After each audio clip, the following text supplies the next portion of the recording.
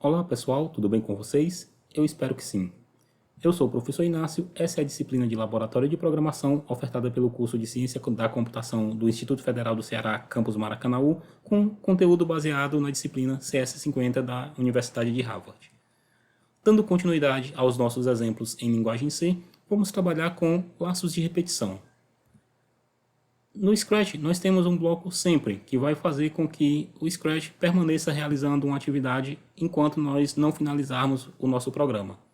Em C, nós temos o bloco while, que pode ser usado para a mesma coisa. Então eu posso exibir a mensagem Olá Mundo infinitamente, e eu tenho que ter uma condição que seja sempre válida. Lembrando que um if tem uma condição que precisa ser verificada, ser verdadeira ou falsa, e o while também precisa ter uma condição. Uma condição que sempre vai ser verdadeira é eu utilizar a palavra true. Bom, uma observação.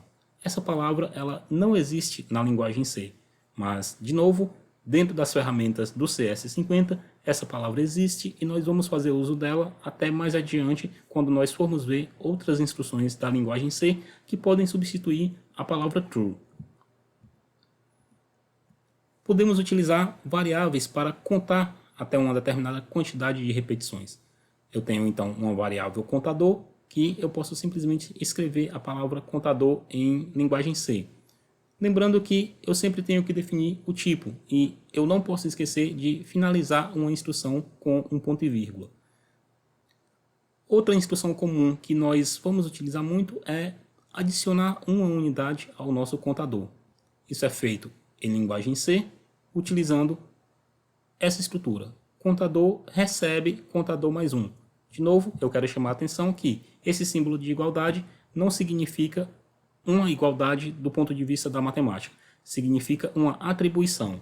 Em linguagem C, significa que eu vou executar essa instrução primeira com o valor que tiver dentro da variável contador e o resultado eu vou colocar de volta dentro da própria variável contador, apagando o valor que estava lá antes. Eu posso substituir essa instrução por uma mais simples, como contador mais igual 1. As duas instruções têm exatamente o mesmo efeito. Mas como essa instrução de somar mais 1 costuma aparecer com bastante frequência em linguagem C e em outras linguagens, então os desenvolvedores da linguagem C criaram esse atalho, que simplesmente você escreve contador mais ou o nome da variável mais e a variável vai ser incrementada, vai ser adicionada de 1. Se eu tenho que fazer então uma repetição, eu vou criar uma variável chamada contador. Bem, em linguagem C e em muitas outras linguagens, é meio que convenção substituir variáveis que contam, ao invés de usar um nome mais significativo do tipo contador, utilizar um nome mais curto, como I, J ou K. Eu tenho então o meu laço de repetição, onde eu devo comparar a variável i com o número 50 para contar as 50 vezes. Eu devo ter a minha instrução de printf, mas eu preciso alterar o valor da minha variável para que, em algum instante, essa variável ultrapasse o valor 50. Se eu não fizer isso, a minha variável i vai ser sempre 0, que vai ser sempre menor do que 50, que vai fazer então basicamente aquela mesma coisa que a gente tinha com o true, ou seja, eu vou repetir esse laço para sempre, e não é isso que eu quero. Eu quero que esse laço se repita 50 vezes. Então eu tenho que atualizar a minha variável i, fazendo a minha variável i aumentar de 1 toda vez que um printf for exibido. Mas nós já convencionamos que eu posso utilizar essa notação mais curta, ou essa notação mais curta ainda. Uma outra maneira de fazer é invertendo as coisas. Eu posso começar com a variável i de 50, fazer ela ser maior do que 0, e ao invés de aumentar a variável i, eu diminuir a variável i. Eu vou deixar esse exemplo com vocês. Uma outra maneira de fazer repetição é utilizando o laço for. Eu vou ter então o mesmo printf e várias coisas dentro dos parênteses do laço for. Primeiro, a minha variável de conta, a minha variável contador, vai ser criada e inicializada dentro do laço for. Já sabemos que podemos trocar a variável contador por i.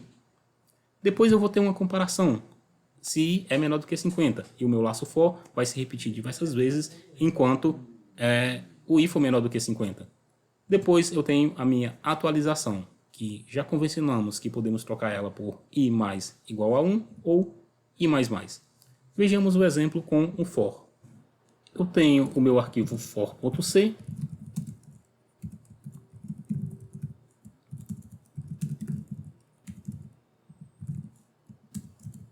e eu vou então criar a minha função main. Lembre, a função main tem sempre essa estrutura. Eu vou então inicializar o meu laço for, criando a variável i e fazendo ela receber o valor 0, comparando essa variável i enquanto ela for menor do que 10 e atualizando a nossa variável i. Eu vou então exibir a mensagem Olá Mundo. Posso compilar o nosso código, nenhuma mensagem de erro, e eu vou ver que foram exibidas diversas mensagens. Eu posso utilizar aquela ideia de lugar reservado com os códigos específicos. No caso, para exibir um inteiro, eu utilizo o %i de int. E depois da nossa string, eu digo qual variável vai ocupar o lugar reservado do %i. No caso, a própria variável i. Lembrando que eu fiz uma alteração no meu código, eu tenho que compilar novamente.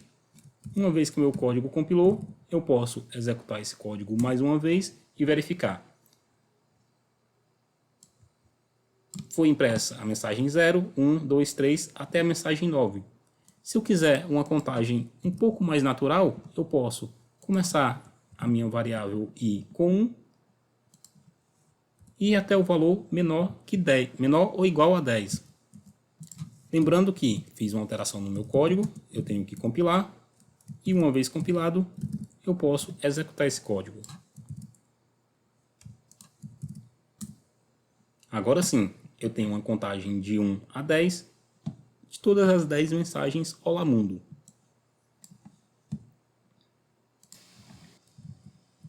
Bem, nós já utilizamos dois tipos de variáveis aqui nos nossos exemplos. Variáveis inteiras e variáveis do tipo string. Quais são as variáveis que nós podemos utilizar? Nós podemos utilizar alguns tipos de variáveis, como bool, char, double, float, int, long e string. Bom, na verdade, bool e string são variáveis que só existem na biblioteca CS50. Então, para utilizá-las, você precisa incluir essa biblioteca. O que essas variáveis representam? Bool representam um valor booleano, só pode ser verdadeiro ou falso. Char, caracteres, uma letrinha ou um símbolo por vez. Double e float para ponto flutuante, onde o double pode representar número com maior precisão. Provavelmente nós não vamos utilizá-lo nessa disciplina. Nós temos o int e o long, que servem para números inteiros, onde o long pode ser utilizado para números inteiros maiores. E temos a string, que é uma sequência de caracteres. De novo, string não é um tipo de C, string é um tipo que foi definido dentro da biblioteca CS50. Depois nós vamos aprender, de fato, a lidar com valores que se parecem com string, mas que não existe, de fato, o tipo string na linguagem C. Como funções especiais da biblioteca CS50, nós temos as funções de obter valores: getChar, getFloat, getDouble, getInt, getLong e getString. E os nomes são bem significativos. GetChar pega um caractere, Float e Double pegam pontos flutuantes do tipo Float e do tipo Double, Int e Long pegam inteiras do tipo Int e Long, e getString pega uma sequência de caracteres. Quanto a lugares reservados ou código de formatação, nós vamos ter %C, %F, %I, %LI, %LI e %S para caracteres, tipo float, tipo int, tipo long e tipo string. Como operadores aritméticos, nós vamos poder fazer soma, subtração, multiplicação, divisão e calcular o resto da divisão. Qualquer dúvida que você tenha, você pode consultar o Manual do Programador. Você encontra esse manual online e você encontra também na página principal do curso CS50 da Universidade de Harvard. Esses slides foram traduzidos por Ramon Homero. Eu sou o professor Inácio e essa é a disciplina de Laboratório de Programação.